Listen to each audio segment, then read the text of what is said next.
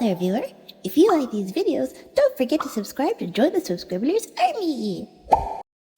Hello everyone, welcome back Subscribblers. I've been sick for the past few days, and I've been fighting off horrible migraines, so to pass the time I had been watching some Detroit Become Human gameplay, and then I also was reflecting on my artwork afterwards because of some of the things that I just had a connection with and I wanted to share with you.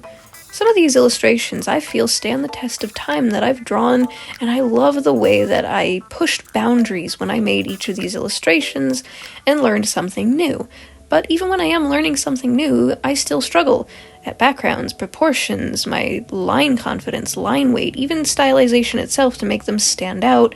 It's a struggle for me, because I want to continue improving. I don't want to settle, and I fear that I have caught myself settling once again.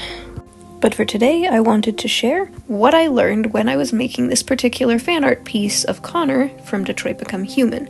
First things first, the Detroit Become Human video game experience, and oh my gosh, watch it or play it for yourselves to get the full experience, but I connect most with Hank and Connor's stories because these two characters show a lot, and I can relate a fair amount with Connor's decisions throughout the deviant path of the story when you're trying to get a good, happy ending, because at the beginning, he's fully android, fully following his directives, but the more empathy and the more times you stop Connor from achieving his goals, you help Hank, you stop attacking the androids, you give them that moment to escape, and especially at the ending, when you're at that final rally and you have to save him from being shut down because he's useless to them at the Cyberlife, I cried quite a bit at this because it feels so heavy. But the one scene that stood out for me, that made me have the strongest connection and made me want to make this particular illustration the way I did, was when he goes to meet his creator and he chooses not to destroy an innocent android because he says that's a her, not an it, and that really shows the humanity in him. He really feels alive, and I love that so much because then that heavy-weighted decision, it gets to him, because when he leaves, he's like, I know what I should have done. I should have done it. It's to help accomplish my mission, but was it really worth it? And Hank reassures him by saying, maybe you made the right decision, and this is the right choice. And, you know, like everything that you've been programmed or conditioned to do could be wrong, and you're on the side of fighting for other people's lives so they can live the way they want to, and it's beautiful. And I feel a strong connection with that with my artwork and the way that I do things. I feel like when I box myself into my comfort zone, I'm having one of those moments where I was when all of them become deviant for that first time and you're pushing against those red walls and it's like a firewall and you break through. It is the most relieving and exciting feeling to do something so different, and it makes you feel happier for doing it.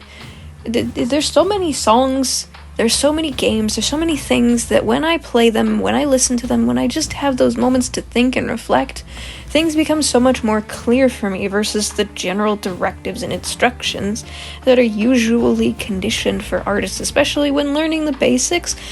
Everyone is different when it comes to the follow-up steps. After you've finished all of your general studies, it's up to you to choose how you want to continue. Now, for me, when doing studies outside of any sort of art schools, I'm a visual learner and a kinesthetic learner. I learn best from stuff that I am looking directly at, but also hands-on. If I'm being taught how to do something, I'll have to watch it a few times to learn how I personally do it, because I know that I'm not going to be able to do it exactly as the person teaching me does, and this can be frustrating for some artists. Same thing with when you're listening to instructions, it can be really difficult. For me especially, someone might be able to try and tell me, pick up your pencil and start drawing. However, this is highly confusing if you do not know exact composition and what you're aiming for your final project. If this is something for you, if this is something for someone else, if this is something for practice and study, or if this is something that you've done 100 times over, it changes that piece so much. I'm gonna say this right now because I don't know if anyone else will understand this example, But every artist is going to approach things differently. If you're following a step-by-step instruction plan, sometimes some people need to break past those boundaries of step-by-step. Someone might skip step 1 and 2 and go straight to step 3, 4, and 5. Another thing is, it can be hard to find that right audience that you're looking for that appreciates your artwork. Even your own eyes can deceive you into thinking that this is the worst thing you've ever made in existence. And you have to keep learning as you go on what's comfortable for not only you, but for what you want others to see out of your art. Because that's how every artist uniquely creates these styles and these techniques, and for me, I need to know if, for example, I'm instructed to draw flowers. Now there's 1,000 steps following this that my ADHD brain bounces off of, because there are moments where I say, alright, am I just doing a sketch? Am I doing this with colored pencils? Am I doing this with paints? Am I doing this in a digital format? Am I going to be able to look up references? Am I drawing posies, daisies, roses? Are they in the ground in a flower bed? Are they in a vase? Do I want to render this? Do I want to make it cartoonized? Do I want to make this, there's all these questions that run through my head. But then there's also the fact that, do I need to do this project at all? Or should I just give up and do something else that I want to do? That sounds really contradictory if it's an assignment or if it's something that you have to do for someone. You sometimes have to push yourself into an uncomfortable zone and say, no, I need to do this, or I want to do this, so I'm going to do this, because sometimes you don't always have the opportunity to do something in the perfect environment, and that's a new challenge. I had to work well excessively uncomfortable for this particular situation. I was sick, I had horrible migraines, so everything was a distraction for me. And that somehow helped me because I needed to take those breaks instead of sitting in one go to do this whole illustration. I wanted to give up many different times and say, that's it, that's as far as I can go. Let me just go back to my old style to finish the close. But then I stopped myself and I said, no, I'm gonna endure and I'm gonna push past those boundaries to make this a final fancy illustration in a new style.